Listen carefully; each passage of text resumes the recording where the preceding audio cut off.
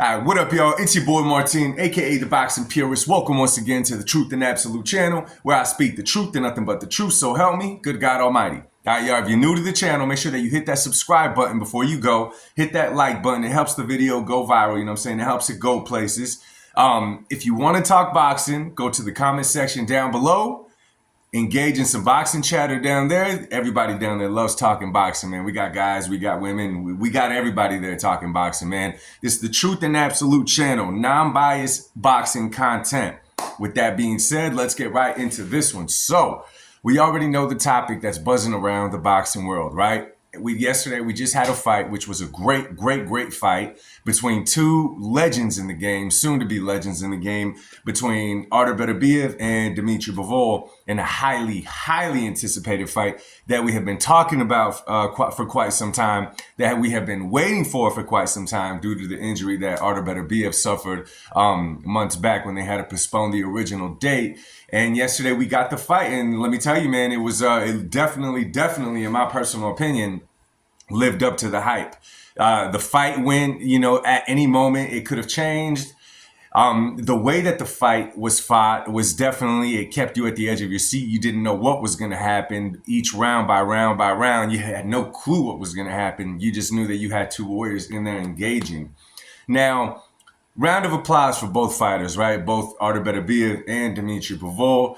They did everything they were supposed to do. They performed. They did their thing. However, it is being talked about, so it's not only me, right? It's not only you guys. Everybody witnessed that fight yesterday, and everybody witnessed a gift go in Artur Beterbiev's direction, right? Now, when you look at the fight as a whole, and I was talking about this yesterday, it also depends on how you watch fights and how you score fights, right? To me, a judge that is no good for the sport of boxing, and this is just my personal opinion, right? A judge that's no good, and these judges do exist, is a judge that scores based off of the high volume punching and aggression. Because high volume punching and aggression does not right away mean that you're going to get, the nod over the next fighter. It's not supposed to be like that anyway, right? Because when you physically see a fight, you're just looking at the guy that's throwing the most punches and coming forward. That's not always the most effective guy inside that ring. You know what I'm saying? It just looks that way because it looks like he's pressing the action. Now, if he's doing that and he's dodging punches coming in, he's landing cleanly. If he's able to do it like that, be effective, that's one thing. But if you're coming in and attacking, not all your punches are landing as clean as it may appear to the eye looking ringside, right? And you're catching a lot of shots in the exchange. Those things need to be taken into consideration when you're scoring the fight, even if you're looking at the fight from a perspective of, I'm going for the high aggressor. I'm going for the high volume puncher. And that's exactly what we saw yesterday, in my personal opinion. Now, check out these punch numbers, y'all, okay? Check it out. All right, so let's go over this. Numbers don't lie, right? Listen. So, total punches thrown by both fighters. Dmitry Bivol threw a total of 423 punches, landing 142 of those punches, which gave him a 34% connect rate inside that ring. Artur Beterbiev threw 682 punches, landing 137 punches, which is 5 less than Dmitry Bivol, but he threw over 250 punches more, give or take around there, landing at 20%. So right away that we see that the guy that landed the more shots, the more clean shots, was Dmitry Bivol. Not only did he land the most shots, he also threw 250 less punches, which is a significant number. That's a huge number right there. You know what I'm saying? And it shows, again, Dmitry Bivol landed at 34%, Artur Beterbiev landed at 20%. Now, let's look at the jabs, okay? Let's look at jabs. Dmitry Bivol threw 255 jabs, landing 58 of them. Artur Beterbiev threw 376 jabs, landing 47 of them, which puts Dmitry Bivol at 23% landing for his jabs. It puts Artur Beterbiev at a 13% connect rate with his jab. So once again, you see Dmitry Bivol outlanded him on the jabs, threw 120 less jabs, and connected at a higher percentage. Again, that number should go straight to Bivol. case closed. Power punches. Dmitry Bivol threw 168 power punches, landing 84 power punches, connecting at a 50% rate for power punches, which is a hell of a number. Artur Beterbiev landed 90 power punches, which is 6 more than Dmitry Bivol. However, he also threw 306 power punches compared to Dmitry Bivol's 168. Dmitry Bivol landed at 50% of the power punches. Artur Beterbiev landed at 29% of his power punches. So you see right there, when it comes to the category of total punches landed and a higher percentage, it's very, very clear Dmitry Bivol won that. And guess what? That's exactly the fight that we saw, right? If you're looking at the fight as a whole, right? The aggressor doesn't take your attention. The boxer doesn't take your attention. You're just watching as a whole. Those numbers add up perfectly to the fight that we saw inside that ring yesterday, right? Because while it would appear that Artur Beterbiev coming forward was always causing damage, in which he probably was a lot of the time because he's just so physically strong and he hits so hard, the moments in that fight with the sweet combinations, the getting out of the way, the countering, the touch gloves, catching over the right hand, that was Dmitry Bivol. And it was clear as day. And when the decision was coming up, this is when you know what I'm saying? When they're announcing, you know what I'm saying? When they announced that one judge had it as a draw, the other judge had it 113, 115, okay, 116, 112, that's when it was like, okay, that card, if that card exists, it has to go to Dmitry Bivol because there's no way that a judge saw the fight 116, 112 in the favor of Artur Beterbiev unless he was scoring strictly on high volume punches and aggression. That's the only way that card exists. If that card did not exist even before the fight started,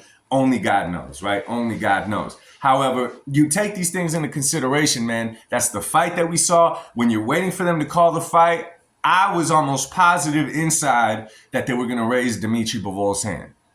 You know when you have that feeling when they're about to call it, you're satisfied with how the fight went, it lived up to its potential, and you know clear cut who the winner is. When they announced Artur Beterbiev as the winner, it was shocking. Not only to me, it was shocking to a whole lot of people, right? If you go on X, Twitter, whatever you want to call it, you see that across the boxing world, to the people that it matters, you know what I'm saying? The actual boxers, you know what I'm saying? The fans, all the clear as day, they saw Dmitry Bivol winning. Now, this is the type of fight that you could watch again, again, and again, and you may see it closer and closer, but Dmitry Bivol won that fight, and this was cold, cold, cold. Remember, y'all, round 10, Artur Beterbiev's corner was telling him you need a knockout to win. They did not say you need to win these last 2 rounds in order to win. They said you need a knockout to win. And what does that mean? They believe that he was down big. And then Artur Beterbiev goes on to say that they always tell him that. Well, a lot of the times, you know what I'm saying? He is in danger of losing a fight if he doesn't get a knockout. So you could play it off however you want, man. But you could see Artur Beterbiev, something put a smile on his face. And what was it? Okay, that man never smiles. That man does nothing. You know, he smiled because he got a gift, right? Eddie Hearn was obviously super upset about it. They were talking about him after. Even Eddie Hearn was like, listen, I don't want to take no credit from Artur Beterbiev or his team. I'm just looking at the clock, y'all, because I got to get to work soon. I don't want to take credit from them, but this was a clear-cut victory in Dmitry Bivol's favor, and he got robbed, right? So they catch up to Jive Turkey after the fight. You already know, man, Turkey Al-Sheikh. They catch up to him after the fight, and you already know how Turkey is, really cut and dry, not really talking much. But right away, Turkey was talking about building the rematch and this and that, which again, for me, is going to raise an eyebrow because y'all have to remember, Jive Turkey is not a boxing fan. Okay, he's not a boxing fan. He happens to be a dude who has a lot of pull and has a lot of money in Saudi Arabia. And then we got boxing promoters here in the States, obviously folding down to the guy. But he is not what you call a boxing fan. He just has the money to back these huge events. So even him saying, you know, oh, the rematch, I'm going to start working on the rematch, this and that. Like, okay, yeah, you make money off of the rematch, however, and whatever, but don't act upset about the decision, man, because with the amount of pull that you have, you could have this dude, I mean, I don't want to even talk about it. It's in Saudi Arabia. It's not the States. I don't know how they handle stuff like this over there. But, you know, I don't like thinking like this, right? I don't like thinking like this, and I don't like to look to it. But you got a Muslim fighter in Artur Beterbiev, right?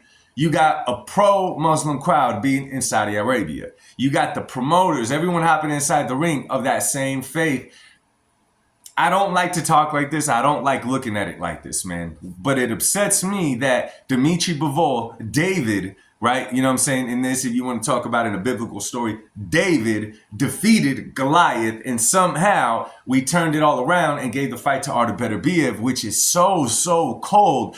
And when you talk about a rematch in a fight like this, man, there's been fights in the past where a fighter does good, you know, he does great, you know, he should have got the victory, but it plays with him up here. So by the time they do a rematch, he really loses because it was a mental thing. It messed with him, right? You got to figure, man, Dmitry Bivol's been putting on work for a very long time. The guy stays in shape. The guy is a committed boxer. He's been staying busy, ready for this fight. It's like this is the moment that he's been waiting for his whole life, and he performed up to it, man. He was up to par with it. I'm telling you, that guy did everything he had to do to win, and for it to be taken from him like that, it's like, do we go to rematch from here?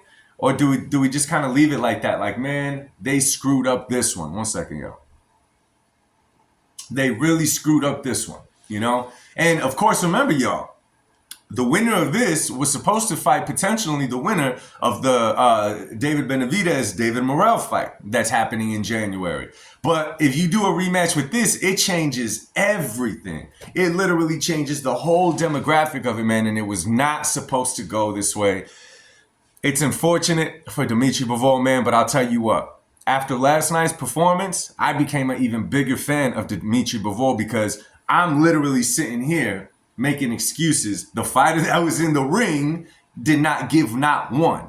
You know what I'm saying? You know that took all the self-discipline, all the self-control in the world to not just be like, yo, I beat that dude down. I mean, he didn't beat him down, but he did win the fight, in my personal opinion, and in the opinion of many out there as well. You know what I mean? Where do we go from here? I don't know, man. It's like Showbiz says, the morning after, right? Obviously, tomorrow is Monday. We're going to know a lot more. We're going to know more about heading into a rematch. Of course, both fighters are going to say yes right now. In my personal opinion, they do it a rematch. Do not do the rematch in Saudi Arabia. Bring it here to the States. We'll go watch it. We'll get fair judges, God willing, and we'll see, man. We'll see what happens anyway, man. Let me know what you guys think, man. You know, I gave you guys the punch numbers. It was a clear cut. Dmitry Bivol threw less, landed more. Obviously, one was the aggressor, but it's not supposed to go to the aggressor if the aggressor is not being 100%, not 100, but if he's not being successful in his attack and he's catching stuff in exchange, damn you judges. Anyway, yo, drop a comment down below, man. Let's see where we go from here, yo. Much love to you guys. God bless y'all. I'll see you on the next one. Enjoy your Sunday. Peace.